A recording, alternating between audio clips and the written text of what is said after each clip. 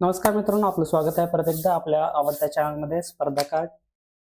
आपण या व्हिडिओमध्ये घेणार आहोत PSI मुख्य परीक्षा 2018 साली पडलेले गणित व बुद्धिमत्तेचे प्रश्न.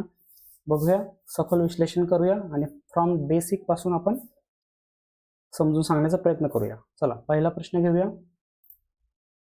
आता या प्रश्नपत्रिकेमध्ये याचं वैशिष्ट्य असं आहे प्रश्नपत्रिकेमध्ये की या क्वेश्चन पेपरमध्ये सगळ्यात जास्त प्रश्न हे विचारलेले आहेत, लेंदी प्रश्न विचारलेले आहेत, लॉजिकली प्रश्न विचारलेले आहेत, गणित कमी आणि सीसॅट सारखे त्याच्यामध्ये सीसॅटच्या पेपरमध्ये पडणारे प्रश्न जसे आहेत त्या प्रकारे प्रश्न टाकण्याचा त्यांनी प्रयत्न केलेला आहे. आपण एक एक प्रश्न वाचूया आणि त्याचं विश्लेषण करूया. चला, प्रश्न वाचूया. माणसे कदाचित निरपेक्ष निश्चिततेसाठी आसुसलेली असतील. निरपेक्ष हे लक्षात ठेवायचा, हा कीवर्ड आहे. याच्यामध्ये कदाचित निश्चितता असावी, त्यांची तीव्र इच्छा असेल किंवा काही गटांच्या कट्टर समर्थकांप्रमाणे ती कदाचित निश्चितता प्राप्त झाल्याचा आवही आणत असतील. परंतु विज्ञानाचा आतापर्यंत इतिहास मानवाच्या सुलभतेने प्राप्त असलेल्या ज्ञानाबाबतच्या सर्वात जास्त यशाचा दावा आपण जास्तीत जास्त आपल्या आकलनात एकामागून एक अशी सुधारणा करण्यासाठी म्हणजे वास्तवाजवळ जाण्याची आशा बाळगतो.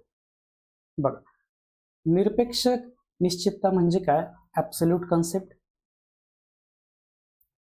ॲब्सोल्यूट कन्सेप्ट म्हणजे काय? विज्ञानामधील ज्या कन्सेप्ट आहेत त्या एक्झॅक्ट कन्सेप्ट जाणून घेण्याचा माणसाचा प्रयत्न असतो आणि त्या कन्सेप्टच्या जवळ म्हणजे सर्वात जवळ जातो आपण.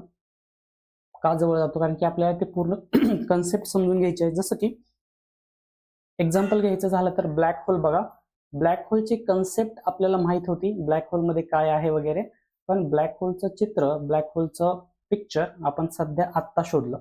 म्हणजे त्याचं निश्चितता म्हणजे त्याचं स्वरूप कसं असेल ते आत्ता आपल्याला समजतंय. म्हणजे हळूहळू आपण त्या ॲब्सोल्यूट कन्सेप्टच्या जवळ जातोय, जवळ जायची आशा बाळगतोय.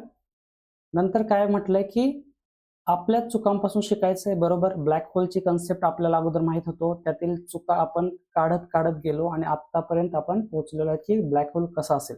म्हणजे एक्झाम्पल सांगतो मी तुम्हाला. विश्वाबाबत स्पर्श न करणारा दृष्टिकोन बाळगायचा, परंतु सर्वच बाबतीत निरपेक्ष निश्चितता आपल्याला नेहमीच हुलकावणी देत. ही अट विसरायची नाही एवढे निश्चित शिकवतो. म्हणजे एखाद्या कन्सेप्टच्या जवळ जवळ जायचंय.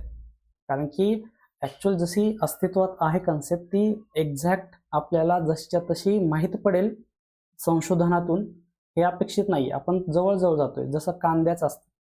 कांदा कसा असतो? लेअर बाय लेअर, एक लेअर काढत काढत आपल्याला जायचं. त्याच प्रकारे प्रत्येक कन्सेप्टचं असतं आणि त्या कन्सेप्टच्या जवळ जाऊन आपल्याला ॲब्सोल्यूट कन्सेप्ट जसं आहे तसं समजून घेण्याचा प्रयत्न आपण करत असतो. हे या पूर्ण पॅसेजचा एक भावार्थ आहे. समजते? मग पुढीलपैकी वरील युक्तिवादाचा प्रमुख निष्कर्ष अभिव्यक्त करणारे योग्य विधान निवडा. तुम्हाला तर यातला भाव कळाला की काय म्हणतं हे नेमकं. ही भाषा एकदम क्लिष्ट असते मित्रांनो. क्लिष्ट भाषा जेव्हा आपण समजून घेतोय तेव्हा आपल्याला काय करायचं की त्यातील महत्त्वाचे कीवर्ड शोधायचे आपल्याला. म्हणजे त्यांना नेमकं सांगण्याचा काय प्रयत्न केलाय. कारण की आपण हा पॅसेज वाचल्यानंतर आपल्याला लगेच ते पूर्ण उमजून घेईल असं त्यांची अपेक्षा पण नसते आणि आपण समजून पण घेणार नाहीत. मग आपण काय करायचं? मोस्ट ऑफ जवळ जातोय आपण, मोस्ट ऑफ समजून घ्यायचा प्रयत्न करायचा आपल्याला. मग हे झालं हा पूर्ण पॅसेज, त्याचा युक्तिवाद. आणि आता जे ऑप्शन दिलेले आहेत 1, 2, 3, 4 त्याच्यापैकी सर्वात योग्य हा पूर्ण पॅसेज व्यक्त करणारा सर्वात योग्य विधान कोणतं आहे ते आपल्याला निवडायचं आहे. बघा, ऑप्शन वाचूया. विज्ञान आपल्याला हे जग जसे असावे तशी आपली इच्छा आहे, त्यापेक्षा ते कसे आहे त्याच्या आकलनाकडे घेऊन जाते. एकदम बरोबर मित्रांनो. आणि हेच उत्तर बरोबर आहे. आयोगाने सुद्धा हेच उत्तर दिले की विज्ञान हे जग जसे असावे तशी आपली इच्छा आहे. म्हणजे एखादा कन्सेप्ट शोधतोय आपण आणि त्या कन्सेप्टनुसारच तो कन्सेप्ट असावा असं आपली इच्छा असते, पण ते कसे आहे त्यांच्या आकलनाकडे घेऊन जातो. पण एक्झॅक्ट आपल्याला ते कळालेलं नसतं. आपण जसं कन्सेप्ट आहे त्याच्यापर्यंत पोहोचतोय हळूहळू. जसे शोध लावू तसं तसं आपल्याला ती कन्सेप्ट क्लिअर होत जाते, पडदे हटत जातात आणि आपल्याला ते चित्र क्लिअर व्हायचं आपल्याला समजतं. म्हणजे हा जो सगळा पॅसेज आहे तो या ऑप्शन क्रमांक 1 वरून आपल्याला कळतो. आता पहिले बाकीचे 3 ऑप्शन वाचूया. कोणत्याही पायरीला आपण वैज्ञानिक आकलनाचा स्वीकार करू नये. ऑप्शन वाचताना आपण काय करायचे, जे इंटेन्सिव्ह असतात, इंटेन्सिव्ह शब्द असतात, करूच नये, असूच नये, अशा प्रकारे आपल्याला ओळखता आले पाहिजेत आणि ते इलिमिनेट करायचेत आपल्याला ऑप्शन्स. नेहमीच त्यात अधिक सुधारणेला वाव असतो. ऑप्शन 3 वाचूया. निश्चिततेच्या अभावामुळे विज्ञान आपल्याला आपले भविष्य आपले हाती घ्यायला सहाय्य देत नाही. त्यामुळे सहाय्य देत नाही. असं कसं असेल, भविष्य आपल्या हाती घ्यायला सहाय्य देत नाही विज्ञान तर असं नाही. विज्ञान आपल्याला अजून कन्सेप्ट क्लिअरन्स देतं आणि त्याचा वापर करून आपलं भविष्य आपण व्यवस्थितपणे सुधारू शकतो. त्याच्यावरती शोध लागतात आणि आपलं जीवन सोपं करण्याचा मार्ग आपल्याला सापडतो. आपल्याला देव माणसावर अवलंबून राहायची गरज आहे. आता असं काय दिले का या पॅसेजमध्ये, देव माणसं वगैरे आहेत? तर मित्रांनो नाही, हा सुद्धा ऑप्शन गायब होतो. जर वैज्ञानिक तथ्ये वैज्ञानिकांकडून मिळत असतील तर आपण कोणतीही चिकित्सा न करता त्याचा स्वीकार केला पाहिजे. आत्ताच सांगितलं की माणसं हे ॲब्सोल्यूट कन्सेप्टची आसुसलेली असतात. विज्ञान आपल्याला त्या कन्सेप्टच्या जवळ न्यायचा प्रयत्न करतो. म्हणून आपण असं नाही की विज्ञान सायंटिस्टनी जे सांगितलंय ते चिकित्सा न करता त्यांचा स्वीकार केला पाहिजे. चिकित्सा करणं हे सुद्धा आपल्या हातात नाही, पण जसंच्या तसं ॲक्सेप्ट करणं हे म्हणजे व्यवस्थित नाही, हे योग्य नाहीये. म्हणून हे सुद्धा ऑप्शन बरोबर नाही मित्रांनो. तर हे 4 ऑप्शन वाचले. समजा मला एक ऑप्शन मी काय केलं, आपण स्टँड बायला ठेवला की हा बरोबर येऊ शकतो. मग आपण काय केलं, ऑप्शन 2 वाचला, ऑप्शन 3 वाचला, ऑप्शन 4 वाचला. मग मला ऑप्शन 2, 3, 4 पेक्षा ऑप्शन 1 हा मला योग्य वाटतो मित्रांनो, कारण की मी ह्याच्यातले काही ऑप्शन एलिमिनेट केले आणि जे मला वाटू शकतं त्याच्यापेक्षा ऑप्शन क्रमांक 1 हा पूर्ण पॅसेज समजून घेण्या मला उपयोगी पडतं आणि या पॅसेजचा निष्कर्ष सुद्धा मी ऑप्शन 1 वरून सांगू शकतो. म्हणून आपलं उत्तर आहे ऑप्शन क्रमांक 1. समजलं? पहिल्यांदा पॅसेज वाचायचा, एक पॅसेजचे 2-3 भाग करायचे, त्याचे कीवर्ड शोधायचे आणि आपण स्वतः ते समजून घ्यायचे.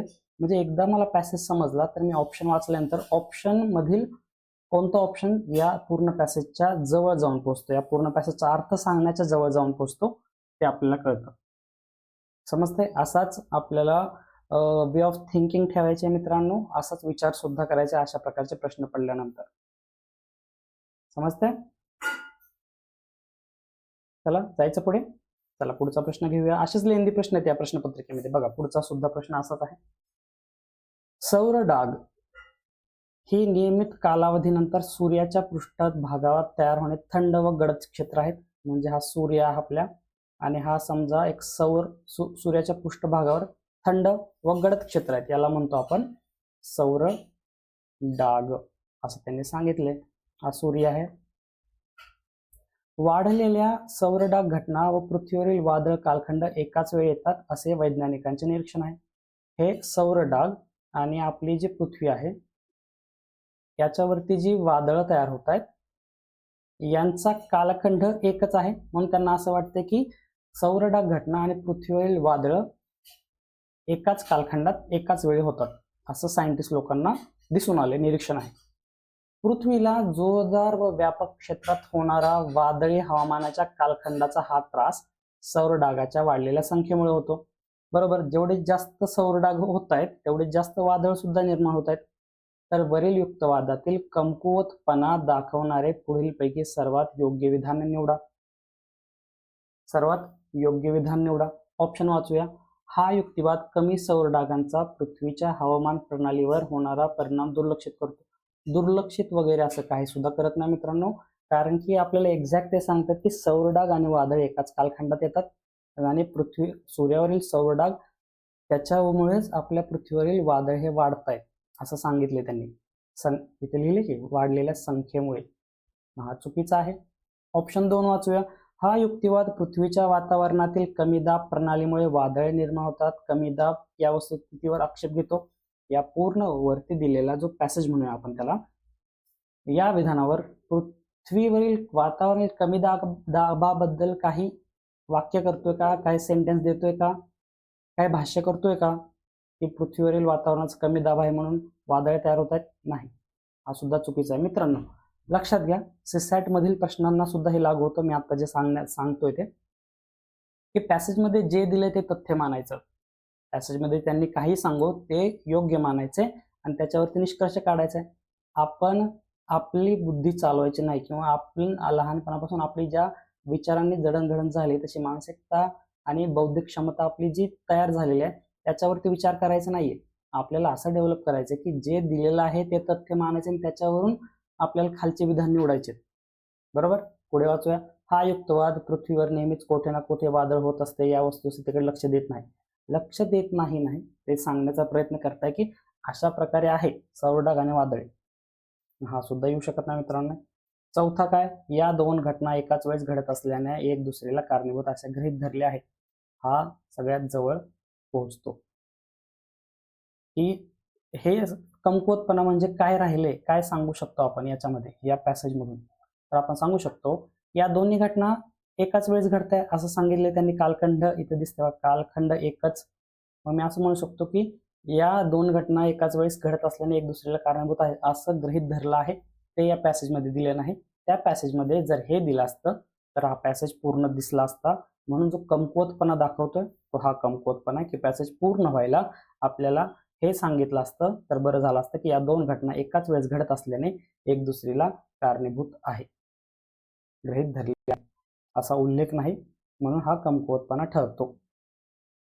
समजतंय? कारण की यावरून आपण सांगू शकतो की असंच घडत असेल कदाचित.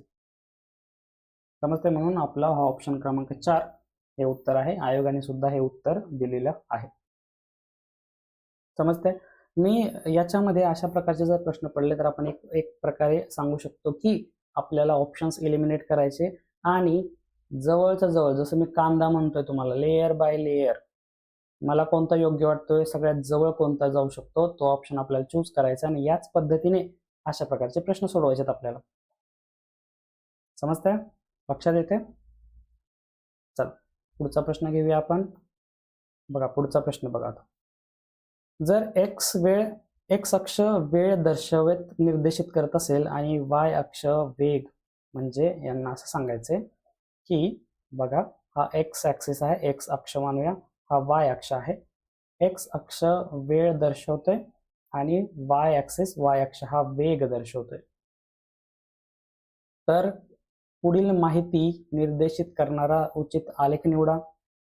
आकाशात सूर मारणारी व्यक्ती विमानातून बाहेर पडताच अंतिम गती म्हणून ओळखला जाणारा कमाल वेग गाठेपर्यंत अधिकाधिक वेगाने खाली येऊ लागते. बरोबर, समजा हे आपलं, माफ करा आता समजून घ्या, हे विमान आहे, त्याच्यावरती त्याच्यातला हा व्यक्ती आपण खाली उडी मारली.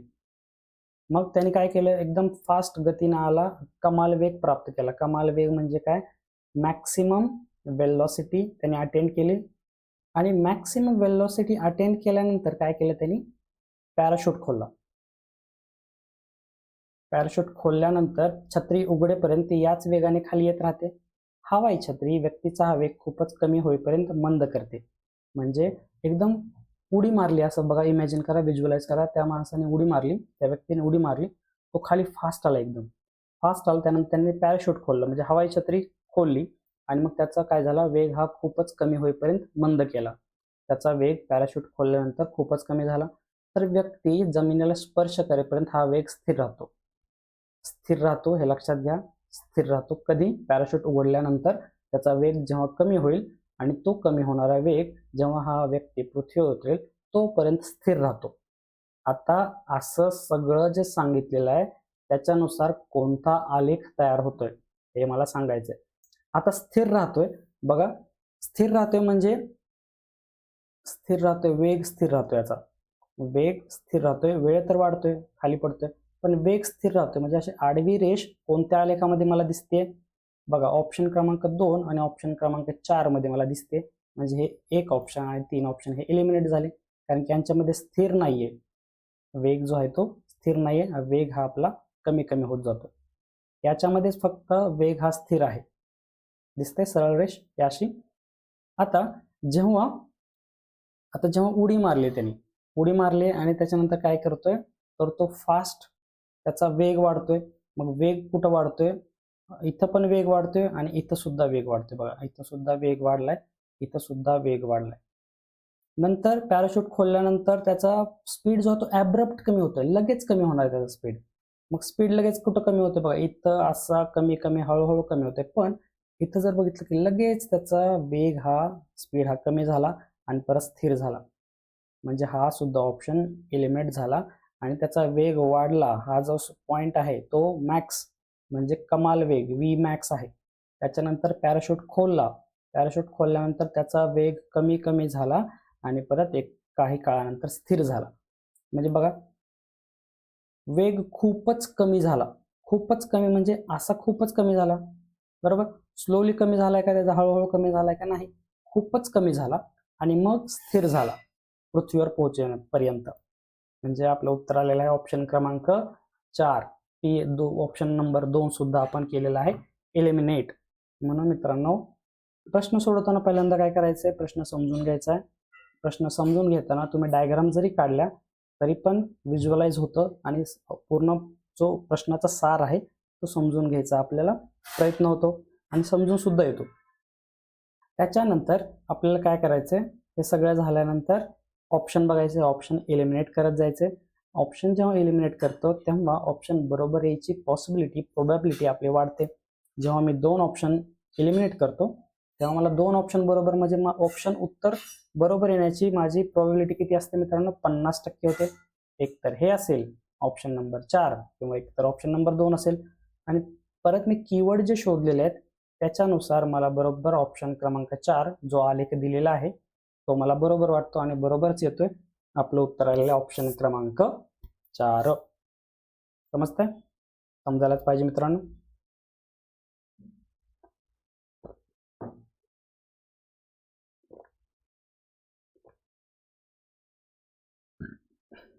चला पुढचा प्रश्न घेऊया. एवढं 3 जे 3 प्रश्न दिलेत ते खूप लेंदी होते, समजून घ्यायला वेळ लागत होता. म्हणून तुमच्यावर आयोगाने दयामाया दाखवली आणि तुम्हाला सोपे प्रश्न दिले. अक्षरमाला दिलेली आहे, त्यातील नियम ओळखून दिलेल्या पर्यायातील योग्य पर्याय शोधा. मग वाय दिले, डब्ल्यू दिले, टी दिले, पी दिले आणि के आणि त्याच्यानंतर क्वेश्चन मार्क. म्हणजे क्वेश्चन मार्क म्हणजे एक्स मानूया, एक्स नको, क्वेश्चन मार्कच लक्षात घ्या.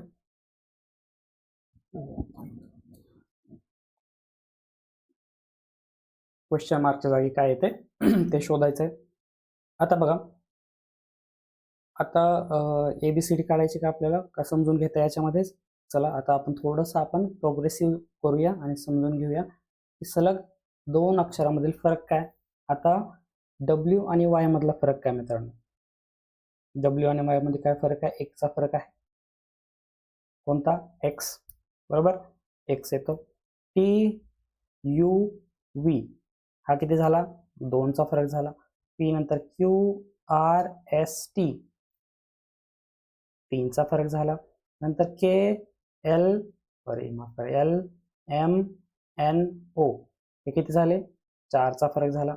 मग जर 1 2 3 4 असेल तर याच्यामध्ये कितीचा फरक पाहिजे, 5चा फरक पाहिजे, बरोबर. 5चा फरक असेल तर इथे येतं मित्रांनो ई, कारण की बघा ई नंतर एफ जी एच आय आणि जे नंतर के, 1 2 3 4 5. आपलं उत्तर आलेलं आहे ई, ऑप्शन क्रमांक 2 हे आपलं उत्तर आहे, बरोबर. पण मी तुम्हाला प्रत्येक प्रश्नपत्रिकेमध्ये सांगितलेलं आहे की तुम्ही काय करा, ए बी सी असं एम आणि नंतर N O P Q Y Z असं लिहित जायचे आणि परत आपल्याला काय करायचं, नंबर 1 2 3 असे नंबर द्यायचे. इथे येतो 13, मग 14, मग इथं असे नंबर देत जायचं 25 आणि 26. असं सुद्धा समजेल तुम्हाला, हे काढावंच लागतं. याच्यावरती 1 ते 2 प्रश्न हमखास असतात, मस्ट टॉपिक आहे. याच्याशिवाय कुठलीही प्रश्नपत्रिका पूर्णत्वास जात नाही, पूर्ण होत नाही, लक्षात घ्यायचं. प्रश्न सोपा होता. पहिल्यांदा 1चा फरक, मग 2चा फरक, मग 3चा फरक, मग 4चा फरक, पुढचा असेल 5चा फरक. 5चा फरक जर मला आणायचा असेल तर ऑप्शन क्रमांक 2 ई हे इथं असायला हवं, म्हणूनच 5 मध्ये येतील आणि मग के येईल नेक्स्ट टाइम. समजतंय? समजायलाच पाहिजे मित्रांनो. जायचं पुढे. चला पुढचा प्रश्न घेऊया. बघा आता प्रश्न खूप छान आहे, नीट समजून घ्यायचंय आणि मांडणी व्यवस्थित करायची आपल्याला. काय दिलंय, S T U V W x आणि वाय हे एकमेकांना समांतर रस्ते आहेत. म्हणजे बघा कसं, S T U V W x आणि वाय हे 1 2 3 4 5 6 हे समांतर रस्ते आहेत, पण याच क्रमात नाही. आपल्याला आता तो क्रम शोधायचा आहे. ते सांगतील आपल्याला. बघा, रस्ता एस हा टीच्या दक्षिणेकडे 1/2 म्हणजे अर्धा किलोमीटर आहे. एस हा रस्ता टीच्या दक्षिणेकडे, म्हणजे समजा टी इथं पाहिजे आणि त्याच्या टी असेल. एस रस्ता हा टीच्या दक्षिणेकडे कितीवर? 1/2 किलोमीटर. इथपर्यंत आलो आपण. रस्ता यू हा व्हीच्या उत्तरेकडे 1 किलोमीटर आहे. काय म्हणले? रस्ता यू हा व्हीच्या, हा यू आहे, हा व्हीच्या 1 किलोमीटरवर आहे. इथपर्यंत आलो. रस्ता डब्ल्यू हा एक्सच्या उत्तरेकडे अर्धा किलोमीटर आहे. काय म्हटलंय? रस्ता डब्ल्यू हा एक्सच्या, हा डब्ल्यू एक्सच्या उत्तरेकडे 1/2 किलोमीटर वरती आहे. रस्ता डब्ल्यू हा वायच्या दक्षिणेकडे, रस्ता डब्ल्यू हा वायच्या दक्षिणेकडे, वायच्या दक्षिणेकडे 1 किलोमीटरवर आहे. बरोबर. हे समान नाही, हे वेगळं आहे, हे वेगळं आहे. इथपर्यंत आलो. डब्ल्यू हा व्हीच्या दक्षिणेकडे, डब्ल्यू हा व्हीच्या दक्षिणेकडे 1/2 किलोमीटरवर आहे. म्हणजे बघा, आता लक्ष द्या, वाय आणि डब्ल्यू मध्ये 1 किलोमीटर आहे. रस्ता डब्ल्यू हा व्हीच्या दक्षिणेकडे अर्धा किलोमीटर, म्हणजे व्ही इथं मध्ये कुठेतरी पाहिजे. बरोबर. म्हणजे इथे येणार व्ही. म्हणजे आता या दोघांचा विचार केला का आपण, तर बघा कसं तयार होतं. इथे एक्स असणार, इथं डब्ल्यू असणार, इथं व्ही असणार, इथं वाय असणार, इथं यू असणार. आता डब्ल्यू आणि एक्स मधलं अर्धा, डब्ल्यू आणि व्ही मधलं अर्धा, कारण की अर्धा कसं आलं, आणि डब्ल्यू आणि वाय मध्ये जर 1 असेल तर हा अर्धा असेल. हा किती आहे? 1 आहे. आणि व्ही आणि यू मध्ये जर 1 असेल तर हा सुद्धा किती झाला मित्रांनो? अर्धा झाला, कारण की हा सुद्धा 1 आहे. रस्त्यांच्या ज्या जोडीतील अंतर 3/2 किलोमीटर नाही अशी जोडी निवडा. आता टी आणि एस राहिले, टी आणि एस राहिले. टी आणि एस कुठे येणार? टी आणि एक्स,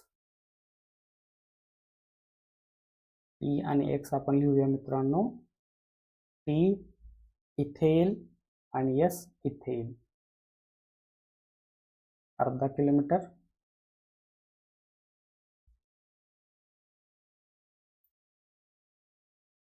अजून काय राहिले का आपलं वाचायचं? हा, टीच्या उत्तरेकडे 1 किलोमीटर वर आहे डब्ल्यू.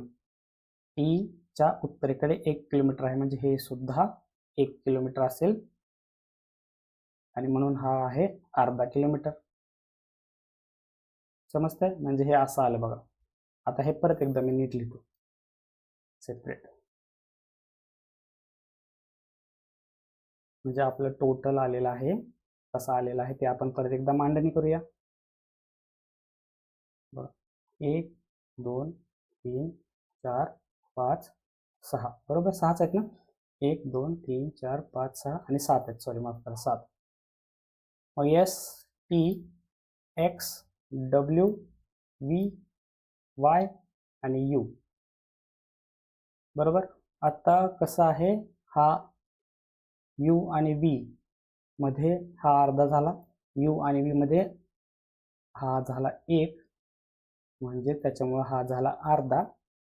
आणि व्ही आणि डब्ल्यू मध्ये काय झालं? व्ही आणि डब्ल्यू हे झालं अर्धा किलोमीटर. डब्ल्यू आणि एक्स मध्ये अर्धा किलोमीटर, कारण की वाय आणि डब्ल्यू त्याच्यामध्ये 1 किलोमीटर होतं. आता एक्स आणि टी मध्ये अर्धा आणि टी आणि एस मध्ये अर्धा. मग अशी जोडी निवडायचे ज्यातील अंतर 3/2 किलोमीटर नाही. मग आता बघूया, यू आणि डब्ल्यू मध्ये अंतर किती आहे? यू आणि डब्ल्यू मध्ये अर्धा अर्धा अर्धा, म्हणजे किती झालं? 3/2. याचं 3/2 आहे. व्ही आणि टी मध्ये अर्धा अर्धा अर्धा याचे सुद्धा 3/2 झालं. अर्धा अर्धा अर्धा म्हणजे 3/2 म्हणजे दीड. अर्धा अर्धा 1 आणि अर्धा दीड झालं. आता यू आणि एक्स मध्ये किती अंतर झालं? हे अर्धा अर्धा अर्धा, हे अर्धा अर्धा अर्धा आणि अर्धा, 4 वेळेस अर्धा म्हणजे 2 झालं. एक्स आणि वाय मध्ये किती झालं? हे वाय आणि हे एक्स म्हणजे हे अर्धा हे अर्धा हे अर्धा, हे झालं 3/2. म्हणजे त्यांनी विचारलं की कोणत्या जोडीमधील अंतर 3/2 किलोमीटर नाही, तर आपला ऑप्शन क्रमांक 3 हे उत्तर आहे. कारण की बाकीच्या सगळ्या ऑप्शनमध्ये अंतर 3/2 आहे, पण तिसऱ्या नंबरच्या ऑप्शनमध्ये अंतर किती झालं? 2 किलोमीटर. म्हणून आपलं उत्तर आहे ऑप्शन क्रमांक 3 यू आणि एक्स. समजते? थोडंसं कॉम्प्लेक्स झालं, थोडं सांगताना पण गडबड झालेली असू शकते, तर तुम्ही व्हिडिओ परत एकदा पहा आणि ते परत तुम्हाला समजून जाईल. प्रत्येक वाक्य हे आपल्याला एका वेळेस एक वाक्य वाचायचे आणि त्याची मांडणी करत जायचे. 2 ते 3 डायग्राम होतात आणि 2 ते 3 डायग्राम परत आपल्याला काय करायचे? एका डायग्राम मध्ये बसवायचा प्रयत्न करायचा. जेव्हा आपण या सगळ्या डायग्राम एकमेकांना जोडतो तेव्हा आपल्याला पूर्ण डायग्राम मिळते, जशी की ही आहे. आणि या डायग्रामवरून आपलं उत्तर काढायचं आहे की हे 7 रस्ते एकमेकांना समांतर आहेत, त्या दोघांमधील अंतर आपल्याला या पूर्ण दिलेल्या प्रश्नामधून समजलेलं आहे. आणि नंतर 3/2 किलोमीटर अंतर नाही अशी जोडी शोधायची. तर यू आणि एक्स मधील अंतर 2 किलोमीटर आहे, म्हणून आपला उत्तर आलेला ऑप्शन क्रमांक 3. समजतं? जायचं पुढे. चला तर मग पुढचा प्रश्न घेऊया. पुढचा प्रश्न काय आहे की एक संयुक्त कुटुंबातील सर्वांपैकी 8 सदस्य चिक्कू खात नाहीत. चिक्कू 8 खात नाहीत. 9 सदस्य पपई खात नाहीत. पपई 9. 8 सदस्य पेरू खात नाहीत. पेरू कोण खात नाहीत? 8 सदस्य. 6 जण पपई व पेरू खात नाहीत. आता बघा, पपई व पेरू किती जण खात नाहीत? 6 जण. 4 जण चिक्कू व पेरू खात नाहीत. चिक्कू व पेरू किती खात नाहीत? 4 जण. 3 जण येथे उरलेली 3 फळे खात नाहीत. म्हणजे चिक्कू, पपई, पेरू किती जण खात नाहीत? 3 जण.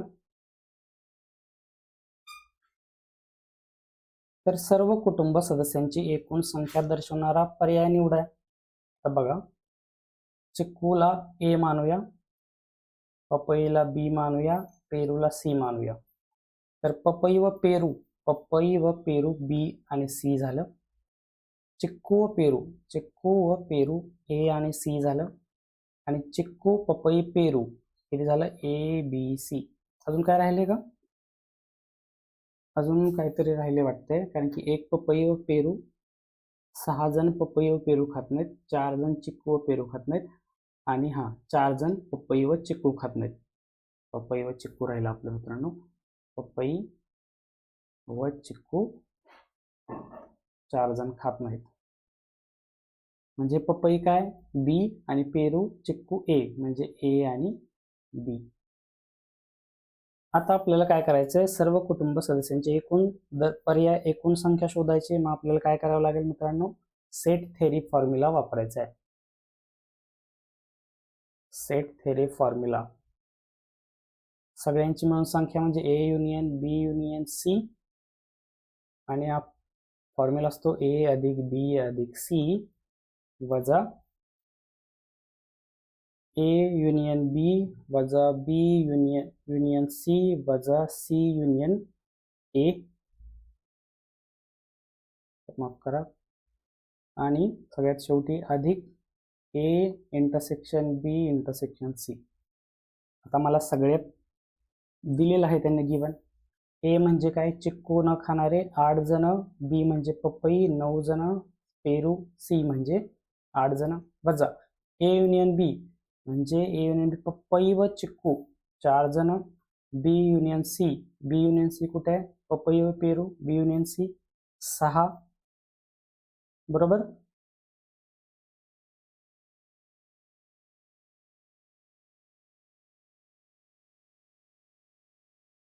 सी युनियन ए कुठे आहे? सी आणि ए 4 आणि अधिक A intersection B intersection C म्हणजे 3, चिक्कू पपई पेरू 3. करा बेरीज वजाबाकी. 8 आणि 9 17, 17 आणि 8 किती झाले मित्रांनो? 25, वजा 4 आणि 6 10 आणि 4 14 अधिक 3.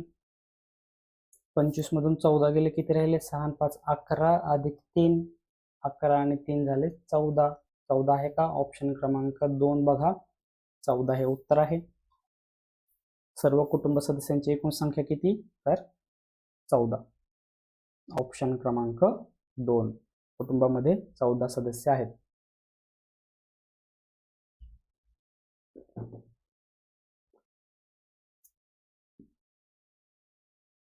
समजलं? सेट थेरी फॉर्म्युला वापरला, आपण सगळ्यांची मांडणी केली आणि फक्त या फॉर्म्युलामध्ये पुटअप केलं.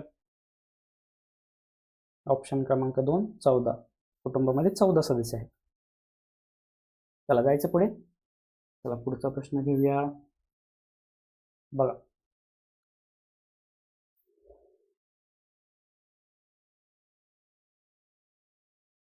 जायचं पुढे.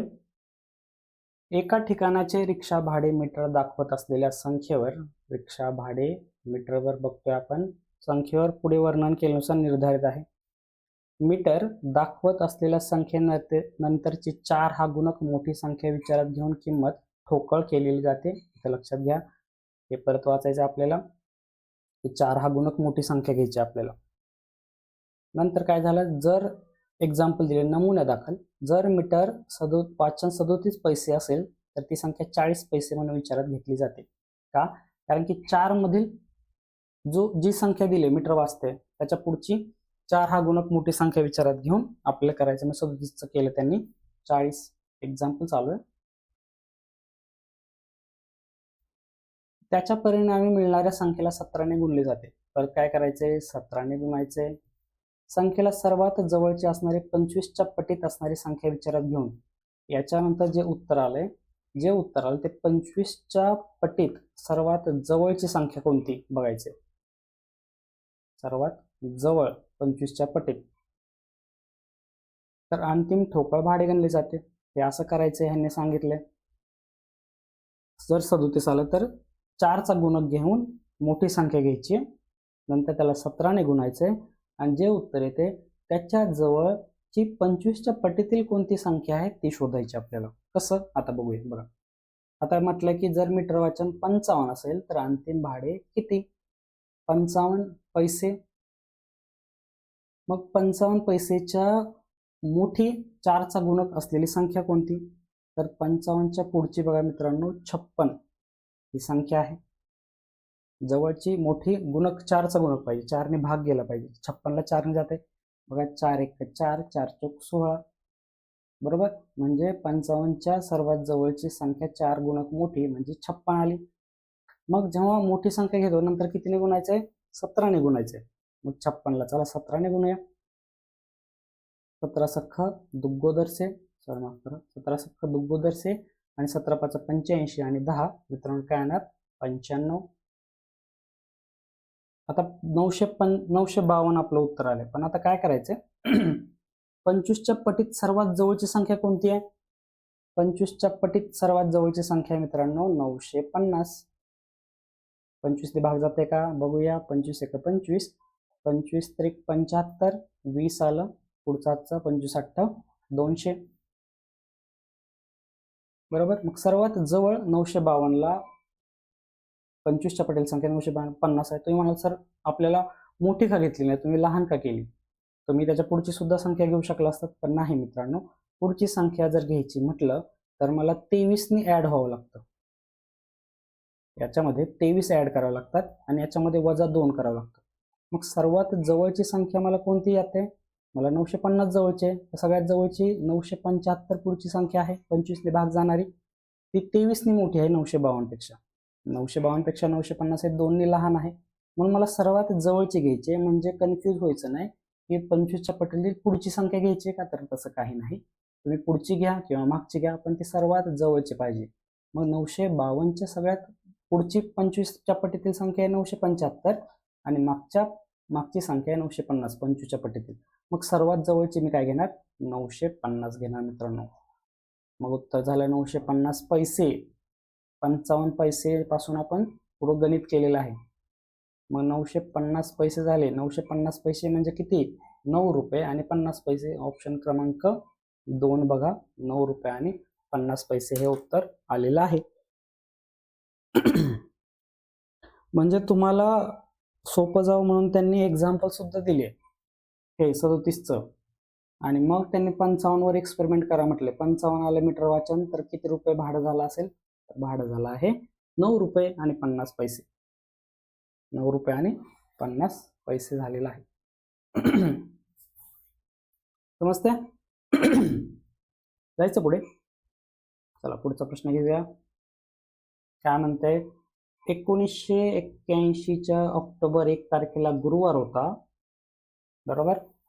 ऑक्टोबर 1 तारखेला गुरुवार होता. मला सांगा ऑक्टोबर महिन्यात किती दिवस असतात. ऑक्टोबर महिन्यात 31 दिवस असतात. ऑक्टोबरमध्ये असतात 31 दिवस. आता मी कॅलेंडर काढून घेऊ का, म्हणजे आपल्याला सोपं जाईल समजून घ्यायचं. सोमवार, मंगळवार, बुधवार, गुरुवार, शुक्रवार, शनिवार आणि रविवार. मग 1981 साल आहे समजा, हे त्याचा हा ऑक्टोबर महिना आहे आणि 1 तारखेला गुरुवार आहे, म्हणजे इथे 1 तारीख आहे. मग शुक्रवार असेल 2 तारीख, शनिवार असेल 3 तारीख, रविवार असेल 4 तारीख. मग पुढच्या रविवार असेल 7 न 8 करा 11 तारीख. 11च्या पुढे किती तारीख असेल, 18 तारीख. 7 करा 18च्या पुढे असेल 25 तारीख. मग रविवार, प्रश्न वाचूया आता. तेव्हापासून रविवारच्या 4 दिवस आधी कोणती तारीख होती. तेव्हापासून रविवारच्या 4 दिवस आधी कोणती तारीख होती. ऑप्शन बघा, 27 ऑक्टोबर, 28 ऑक्टोबर, 29 ऑक्टोबर, 27 नोव्हेंबर 1. म्हणजे नक्कीच 25च्या पुढची संख्या आहे. 25च्या पुढची संख्या आहे. मग इथं जर रविवार 25 तारीख आली आहे, बरोबर. आपण याच्यावरून काढलं की 1 तारखेला गुरुवार होता, मग 4 तारखेला रविवार, मग पुढचा रविवार 11 तारखेला, त्याचा पुढचा रविवार 18 तारखेला, त्याच्या पुढचा रविवार 25 तारखेला. मग 25 नंतर सोमवार आली 26 तारीख, मंगळवारी 27, बुधवारी आली 28, गुरुवारी आली 29, शुक्रवारी आली 30, शनिवारी आली 31 तारीख. आणि जो पुढचा रविवार 1 तारीख आहे तो आहे मित्रांनो नोव्हेंबर. वाला नोव्हेंबर. आणि नोव्हेंबरच्या 4 दिवस आधी कोणती दिवस आहे. 4 दिवस आधी म्हणजे हाफ पाय. 1 दिवस आधी 31 झाला, 2 दिवस आधी 30 झाला, 3 दिवस आधी 29 झालं आणि 4 दिवस आधी म्हणजे 28 ऑक्टोबर हे आपलं उत्तर आलेलं आहे. ऑप्शन वरून बघितलं ना आम्ही, 25 तारखेच्या पुढचा ऑप्शन आहे, मग मला पुढचा सुद्धा रविवार घ्यावा लागेल. मग त्या रविवार आला 1 नोव्हेंबर आणि त्या रविवारच्या 4 दिवस आधी कोणती तारीख होती, तर ती होती मित्रांनो 28 ऑक्टोबर. ते उत्तर होतं 28 ऑक्टोबर. ऑप्शन क्रमांक 1 हे आपलं उत्तर आलेलं आहे. तुम्हाला कळालं मी 4 रविवार का घेतले, कारण की 25 तारखेच्या पुढचे ऑप्शन आहेत म्हणून. 1 नोव्हेंबर मला कळालं, पण मित्रांनो कन्फ्यूज व्हायचं नाही. ऑप्शन दिलेलं 1 नोव्हेंबर, लगेच आपण पटकन उत्तर बरोबर करून पुढे जायचं नाही. त्यांनी आपल्याला विचारलंय की त्या रविवारच्या 4 दिवस आधी कोणती तारीख होती. मग ह्या 31 म्हणजे 1 दिवस आधी, 30 म्हणजे 2 दिवस आधी, 29 3 दिवस आधी आणि 28 म्हणजे 4 दिवस आधी तारीख होती 28 ऑक्टोबर. ऑप्शन क्रमांक 1. समजतंय? सोपा प्रश्न होता. थोडासा चुकवायचा प्रयत्न केलाय त्यांनी, पण आपण चुकायचं नाही, आपण हुशार आहोत. जायचं पुढे. चला पुढचा प्रश्न घेऊया. काय म्हणताय प्रश्न. दिशा सायकलवरून तिच्या घराच्या 2 किलोमीटर दक्षिणेला तिची मैत्रीण मेलिनीला भेटायला तिच्या घरी गेली. समजा इथं दिशा आहे आपली, दिशा इथं राहते. दिशा काय केली, 2 किलोमीटर दक्षिणेला गेली. हे 1 किलोमीटर आणि हे 2 किलोमीटर. इथं कोण राहत होतं? इथं राहत होती मेलिनी, बरोबर ना? मेलनी तिला भेटायला घरी गेली. मग त्या दोघी पश्चिमेला 5 किलोमीटरवर महारुखला गेल्या. मग दोघी काय केला, इकडं आल्या 5 किलोमीटरवर. हे किती किलोमीटर होतं? 2 किलोमीटर आणि हे 5 किलोमीटर. 5 किलोमीटरवर कोण राहत होतं? महारुख. त्या दोघी महारुखच्या घरी आल्या. तिच्या घरी स्वतंत्र सायकलवरून गेल्या. ठीक आहे, इथपर्यंत आल्या दोघी जणी. तेथून त्या तिघी मैत्रिणी स्वतंत्र सायकलवरून 2 किलोमीटर उत्तरेला गेल्या. परत 2 किलोमीटर, त्या तिघी मिळून 2 किलोमीटर उत्तरेला गेल्या. परत 11 किलोमीटर पूर्वेला गेल्या. हे 5 किलोमीटर आणि परत पुढं समजा इथं 6 किलोमीटर, म्हणजे हे 5 आहे ना, म्हणून हे सुद्धा 5 असणार आहे. आणि 11 किलोमीटर गेलेत म्हणून हे 5 आणि हे पुढचं 6 किलोमीटर. इथं गेल्या. परत 2 किलोमीटर दक्षिणेला, परत 2 किलोमीटर दक्षिणेला आल्या आणि 5 किलोमीटर पश्चिमेला. मग 5 किलोमीटर परत पश्चिमेला आल्या. हे 2 किलोमीटर आणि हे 5 किलोमीटर. मग या ठिकाणापासून त्यांना एकाच वेळी समान गतीने सर्वात कमी लांबीच्या मार्गाने स्वतःच्या घरी परतायला सुरुवात केली तर कोणती व्यक्ती सर्वात शेवटी घरी पोहोचेल?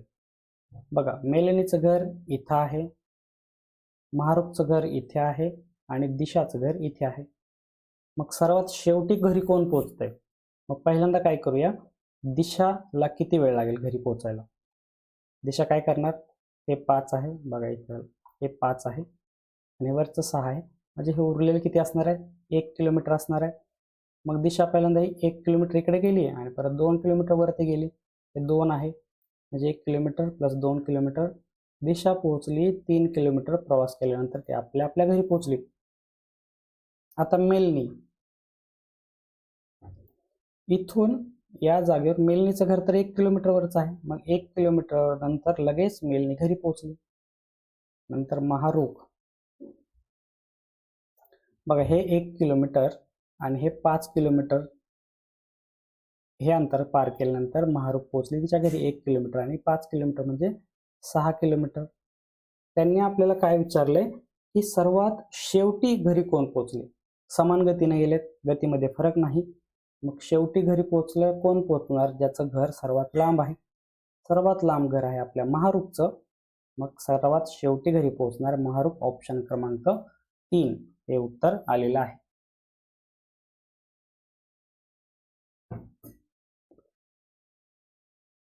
सांगताना सुद्धा त्यांनी आपल्याला दिले की एकाच वेळी आणि समान गतीने. कोण विचार करेल की ते सेम स्पीडने जात आहेत का? तर हो, त्यात सेम स्पीडने जात आहेत घरी आणि सेम स्पीडने जात आहेत. मग जर अंतर जास्त असेल ते सगळ्यात शेवटी पोहोचेल. महारुख 6 किलोमीटर लांब अंतरावर राहत होती म्हणून सर्वात शेवटी पोहोचली घरी महारुख. ऑप्शन क्रमांक 3.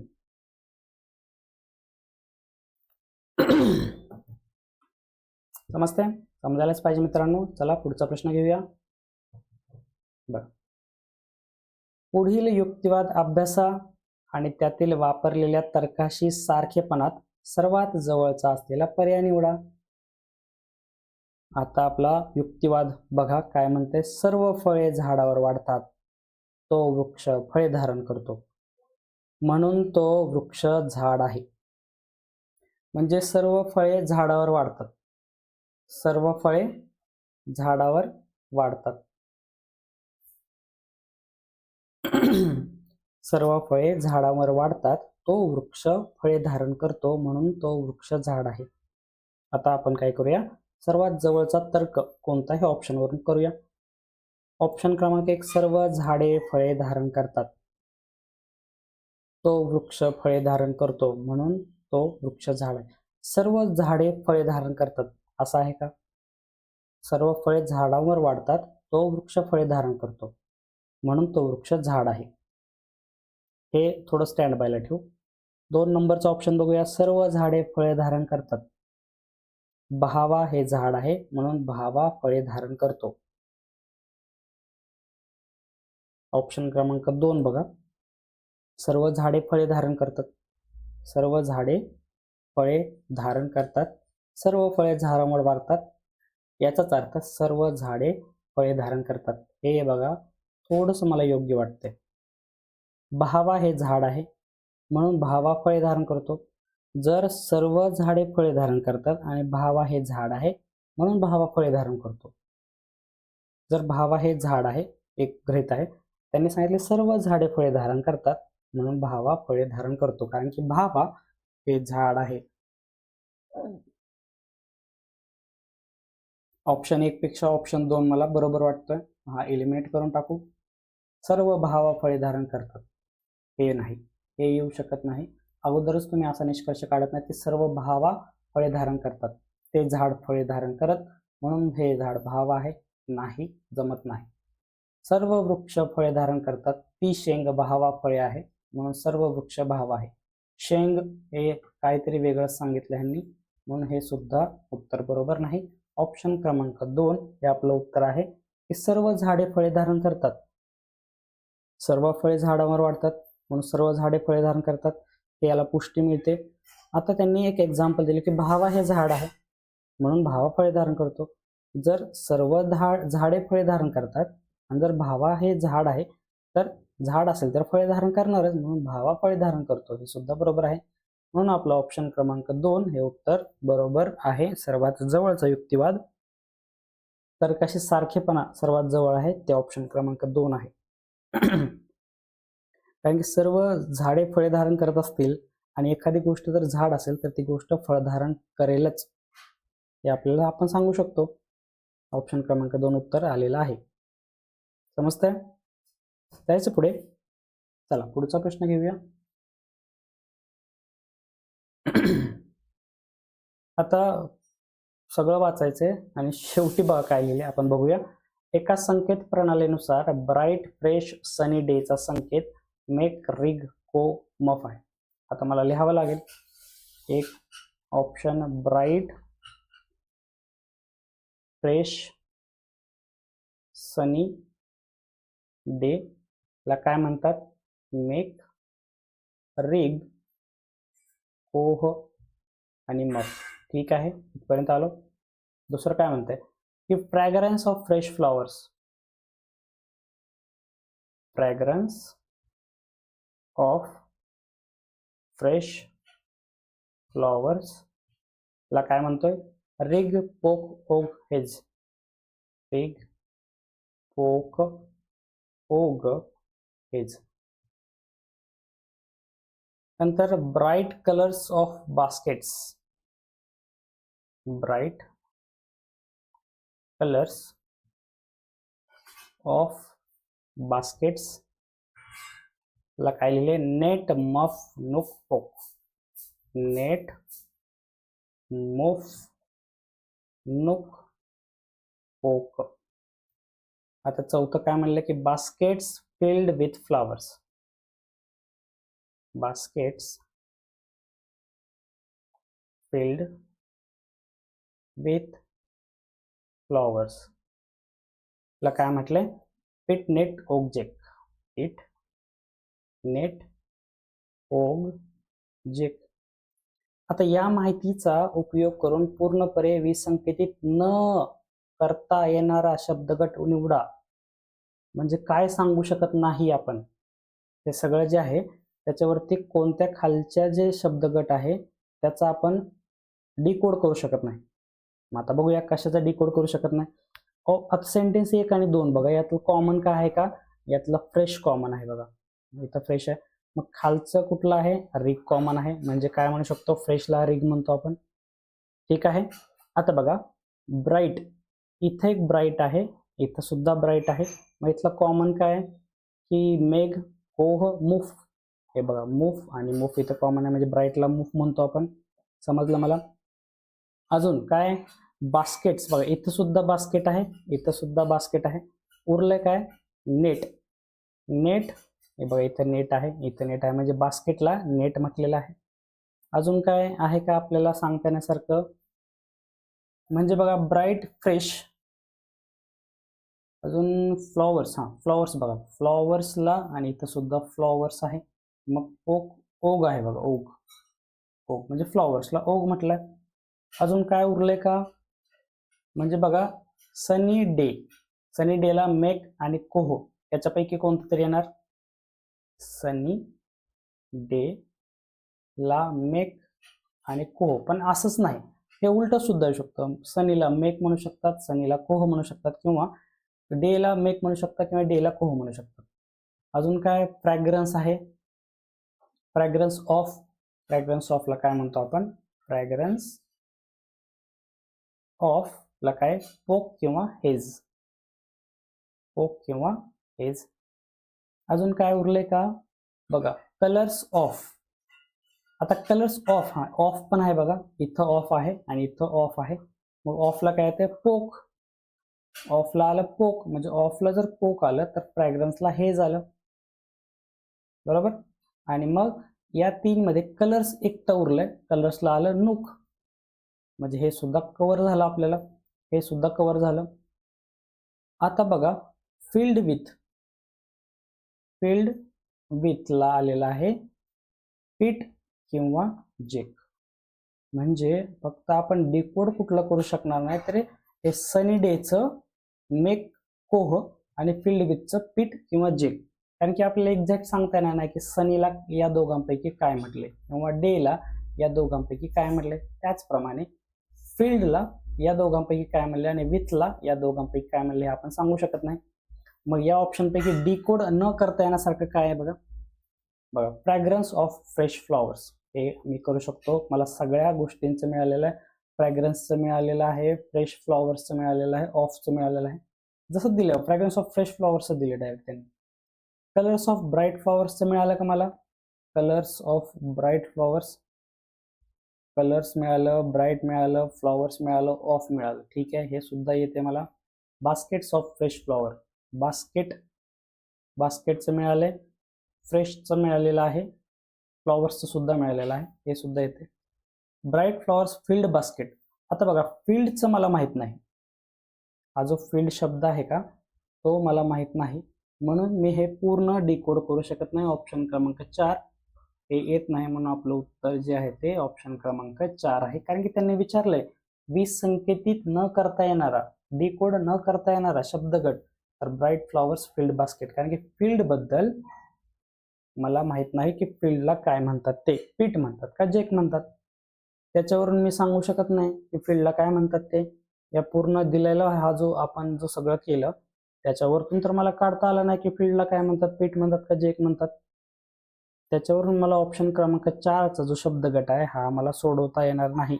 आणि तेच विचारलं की 20 संकेतित न करता येणारा कोणता, तर ऑप्शन क्रमांक 4 हे 20 संकेतित करता येत नाही, म्हणून ऑप्शन क्रमांक 4 हे उत्तर आपलं बरोबर आहे. समजतंय बघा, एवढा कुटाणा करावा लागला या सगळ्यासाठी. म्हणजे तुम्हाला समजून सांगायला, जर जर तिथल्या इथल्या इथंच जर तुम्हाला जमत असेल तर तुम्ही नक्कीच तेच करायला पाहिजे. हे फक्त मी हे सगळं का लिहिले सेपरेट, की तुम्हाला समजून सांगावं म्हणून हे सगळं मी सेपरेट लिहिलेलं आहे. समजतंय, समजायलाच पाहिजे. जायचं पुढे, चला पुढचा प्रश्न घेऊया. पुढचा प्रश्न बघा काय म्हणतंय. मेलिंडा आणि तिचा भाऊ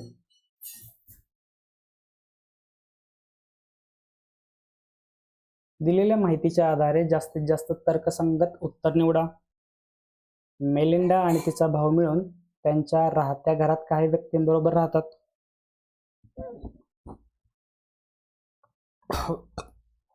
माफ करा, मेलिंडा आणि तिचा भाऊ आणि प्लस काही व्यक्ती राहतात सोबत.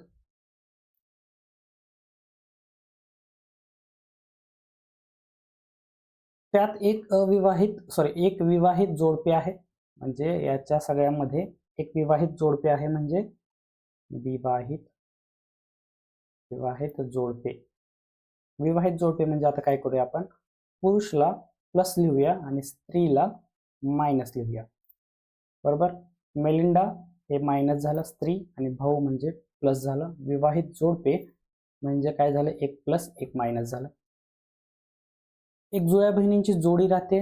जुळ्या बहिणींची जोडी, जुळ्या बहिणी म्हणजे काय झालं, मायनस मायनस, दोन्ही बहिणी आहेत. आणि चुलत भावांची जोडी त्यांच्या बरोबर राहते. चुलत भाऊ, म्हणजे चुलत भाऊ 2 आहेत म्हणजे प्लस प्लस. आता बघा, बहिणींपैकी एक चांगल्या प्रकारे बाईक स्वार नाही. आता या ज्या जुळ्या बहिणी आहेत त्यांच्यातील एक चांगली बाईक स्वार नाही, चांगली रायडर नाही. बाईक स्वार, चांगली बाईक स्वार नाही. चांगली नाही म्हणजे ती बाईक स्वार तर आहे पण चांगली नाही, तिला गाडी चालवता येते पण एकदम परफेक्ट नाही. तरीही सर्व स्त्रिया दिवसभराच्या बाईक स्वारीला गेल्या. आता सर्व स्त्रिया गेल्या म्हणजे ह्या जुळ्या बहिणी गेल्या, ह्या मेलिंडा गेली, ह्या विवाहित जोडप्यातली एक स्त्री आणि ह्या 2 जुळ्या बहिणी, ह्या 4 स्त्रिया, सर्व स्त्रिया झाल्या, त्या गेल्या बाईक स्वारीला.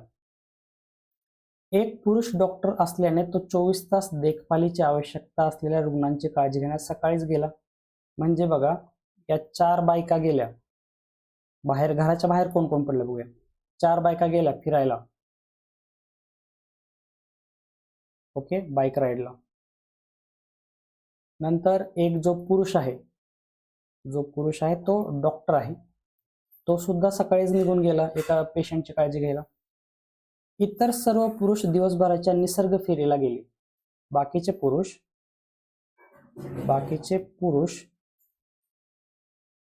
ते सुद्धा सकाळी निसर्ग फेरीला गेले. तर दुपारी 12 वाजता घरी कोण आहे? दुपारी 12 वाजता घरी कोण आहे? ऑप्शन वाचूया. फक्त डॉक्टर असलेला पुरुष घरी असेल, कारण तो त्याचे काम संपून घरी परतला असं काही सुद्धा लिहिलेलं नाही, सांगितलेलं नाही. तो सकाळी गेलाय पण तो वापस आलाय का नाही त्याच्याबद्दल काही सुद्धा भाष्य केलेलं नाही. वरती हे उत्तर येणार नाही. एक जुळी बहीण जी बाईक स्वारीत चांगली नाही ती घरी असेल का? नाही मित्रांनो, सगळ्या स्त्रिया गेलेत फिरायला. चांगली बाईक स्वार जरी नसेल, चांगली रायडर जरी नसेल तरी सुद्धा ती फिरायला गेलेली आहे. असं म्हणू शकत नाही की ती चांगली गाडी चालवत नाही म्हणून तो घरी बसली, असं कुठे सुद्धा लिहिलेलं नाही. सगळ्या स्त्रिया इथं दिले, सर्व लक्षात ठेवायचं, सर्व स्त्रिया बाहेर गेल्यात. मग हे आहे का उत्तर? नाही, कारण की सर्व स्त्रिया बाहेर गेलेत. ऑप्शन बघा 3, स्त्रियांपैकी कोणीही नसेल, हे बरोबर आहे. स्त्रियांपैकी घरी कोणीही नसेल, कारण की सर्व स्त्रिया हे बाईक स्वारीला गेलेल्या आहेत, म्हणून आपलं उत्तर आहे ऑप्शन क्रमांक 3. चौथं पण बघू. तिघे पुरुष जे निसर्ग फेरीला गेले आणि लवकर घरी परतले. बाकीचे पुरुष निसर्ग फेरीला गेलेत ते परत वापस घरी आलेत असं सुद्धा काही सांगितलेलं नाहीये की मला सांगायला घरी राहिलेत ते म्हणून. तर हे सुद्धा उत्तर बरोबर येत नाही, म्हणून आपलं उत्तर आहे की स्त्रियांपैकी घरी कोणीही नसेल. ऑप्शन क्रमांक 3 हे उत्तर बरोबर आहे, कारण की सर्व स्त्रिया दिवसभराच्या बाईक स्वारीला गेलेल्या आहेत. समजतंय? सोपा प्रश्न होता, फक्त तुम्हाला कन्फ्यूज करायला सगळे कुटाण दिले की मेलिंडा भाऊ, काही व्यक्ती राहतात, विवाहित जोडपे आहेत, जुळ्या बहिणी आहेत, चुलत भाऊ आहेत. जुळ्या बहिणीपैकी एक चांगली बाईक स्वार नाही. परत 4 बायका फिरायला गेल्या, एक पुरुष डॉक्टर सकाळी पेशंटची काळजी घ्यायला गेले आणि बाकीचे पुरुष निसर्ग फेरीला गेले. मग घरी कोण असणार आहे? निश्चितपणे मी सांगू शकतो की स्त्रियांपैकी कोणीच नसणार आहे घरी, म्हणून ऑप्शन क्रमांक 3 हे आपलं उत्तर आलेलं आहे. समजतंय? यायचं पुढे. चला पुढचा प्रश्न घेऊया.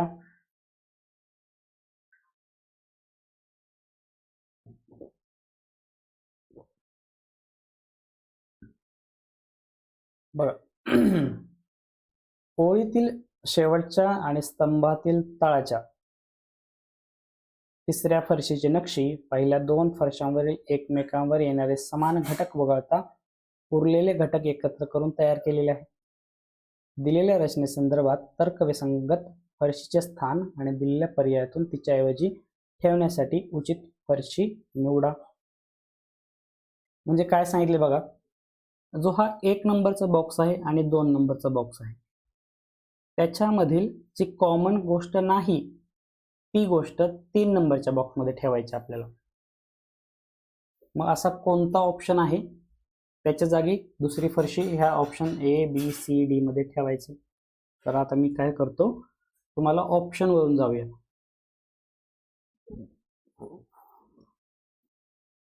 पहिला स्तंभ बघा, A, B, C. A च्या इथं जो वर्तुळ आहे, इथे एक वर्तुळ आहे, म्हणजे इथं काही सुद्धा येणार नाही. काय येणार नाही? कारण की जे सेम आहे ते इलिमिनेट करायचे आणि जे सेम नाही ते इथं लिहायचे, आपल्याला इथं ठेवायचे आहे. मग बघा हे तर बरोबर आहे की इथं वर्तुळ आहे, इथं वर्तुळ आहे, मग इथं वर्तुळ नसायला पाहिजे, बरोबर आहे. इथं भरीव वर्तुळ, इथं भरीव वर्तुळ, इथं सुद्धा भरीव वर्तुळ, असं येता कामा नये. मग काय करणार मी? या तिघांपैकी एक बॉक्स मला इलिमिनेट करून त्याच्या जागी या 4 पैकी एक बॉक्स मला ठेवायचा आहे. मग मी काय करणार? ऑप्शन बघा. A1 म्हणजे हा जो A1 आहे, A1 त्याच्या जागी मी D ही संख्या ठेवली, सॉरी D हा बॉक्स ठेवला. मग D जर बॉक्स ठेवला तर ते बरोबर येते का बघू आपण. बरं, मी परत एकदा काढणार आता, खास तुमच्यासाठी परत समजून सांगायला तुम्हाला. मग बघा च्या जागी A1च्या जागी D ठेवायचा. D कोणता आहे? हा आहे बघा, हा एक सर्कल, हा मोठा सर्कल, हा भरीव सर्कल, हा मोकळा, हा भरीव. हा मी काय केला? A1 जो आहे का त्याच्या जागी रिप्लेस केला, हा D. आता B जसा आहे तसं लिहूया. हा गोल, हा भरीव, हा भरीव, हा गोल. आणि त्याच्या जागी सगळे शेवटा हा मोठा, हा भरीव, हा भरीव, हा भरीव आणि हा भरीव. हे येतंय का बघायचंय मला. मग बघा हे मोकळा वर्तुळ, हा मोकळा वर्तुळ इथं नाहीये, बरोबर. सेम सेम एलिमिनेट केलं. नंतर हा जो आहे भरीव वर्तुळ इथं नाहीये म्हणून तो घेतला. सेम नाहीये म्हणजे इथं सेम असेल तरच आपल्याला तो इलिमिनेट करून टाकायचा आहे आणि जे आहे ते मोकळं ते घेऊन टाकायचं आपल्याला. मग हे बरोबर आहे. हा मोठा वर्तुळ बघा इथं आहे, इथं नाहीये, मग घेतला मी परत. इथं काहीच नाही, इथं काहीच नाहीये, मग इथं पण काहीच नसायला पाहिजे होतं, पण इथं आहे म्हणजे हा आपण ठेवलेलं हे काय झालं? हे चुकलेलं आहे, बरोबर. हे जे एलिमिनेशन केलंय ते आपलं चुकलेलं आहे. समजलं ना तुम्हाला? आपलं एलिमिनेट जे सेम सेम आहे ते एलिमिनेट करायचं आणि जे सेम नाही ते आपल्याला परत घ्यायचं आहे तिथे. मग हे तर चुकलं. आता ऑप्शन क्रमांक 2 बघूया. A2च्या जागी C घ्यायचंय. पहिल्यांदा A2च्या जागी C घेऊया, परत एकदा मांडतो मी. आता थोडं लेंदीच होईल तुम्हाला समजून सांगायला. A2च्या जागी मग A2च्या याच्या जागी मला काय करायचं? C घ्यायचं म्हणजे हा घ्यायचा आहे. मग बाकीचे लिहून घेतो मी अगोदर. हा गोल, हा जो आहे का सर्कल तो घेतो, बॉक्स हा.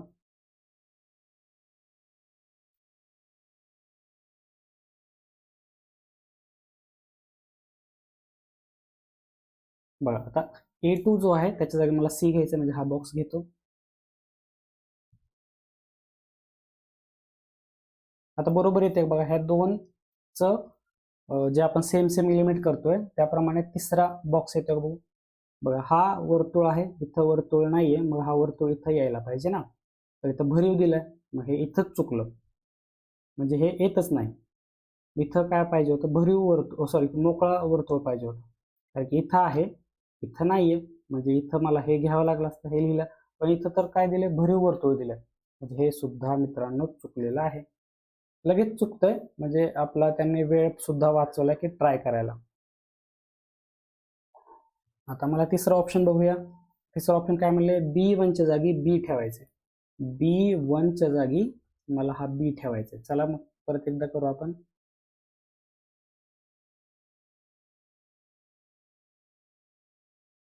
B1च्या जागी B ठेवायचं म्हणजे वरचं आहे तसं ठेवूया A1. आता B1च्या जागी B ठेवा.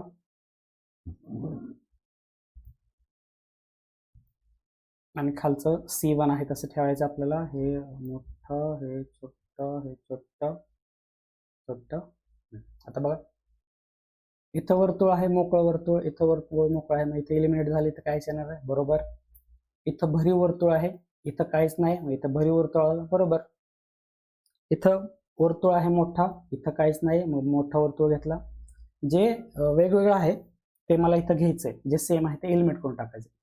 इथं भरीव वर्तुळ आहे, इथं काहीच नाही, मग मी इथं भरीव वर्तुळ घेतलेलं आहे.